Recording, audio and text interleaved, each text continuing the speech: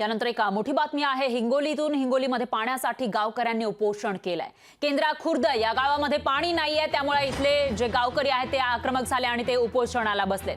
महिला सरपंचासह गावकरी आक्रमक झाल्याचं पाहायला मिळते। हिंगोलीच्या केंद्रा खुर्द गावात जलजीवन मिशनचं काम बोगस झालंय, त्यामुळे महिला सरपंचासह गावातील नागरिकांनी पाण्यासाठी आमरण उपोषण सुरू केलं आहे।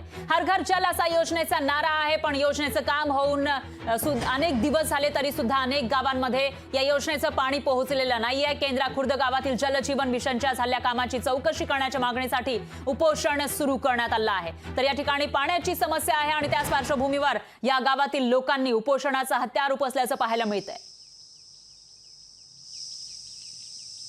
आणि आम्ही या ठिकाणी जी उपोषणाला बसलेले आहोत ना, तर ही जी जलजीवनची योजना विहीर आहे ही अगदी कोरडी आहे।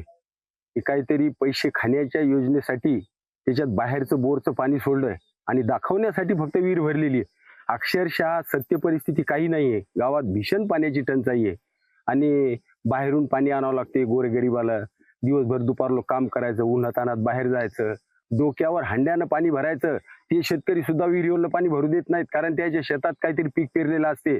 दुसऱ्या विहिरीवर जावं, घरी लेकरं रडतात, मालक भूक लागलेली असते, तोही कामावून आलेला असतो, तोही परेशान असतो आणि घरामध्ये भांडण तंटे चालू झालेत आणि त्याच्यामुळेच आम्हाला इथं भांडण तंटा आता सुरू करायचा आहे शासनासोबत। आमच्या गावामध्ये पाण्याची परेशानी खूप आहे।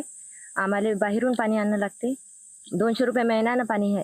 पाण्याचं काहीच हे नाही आहे, म्हणजे हापशी नाही आहे, ईर नाही आहे आणि जे ईर खणलेली आहे सरकारनं त्याच्यात पाणी नाही आहे। आम्हाला एवढीच मागणी आहे की या सरकारनं जे योजना राबलेली आहे त्या योजनेमध्ये आम्हाला योगदान द्यावे आणि भरपूर पाणी गिनी सर्व गावकऱ्यांना भेटावे।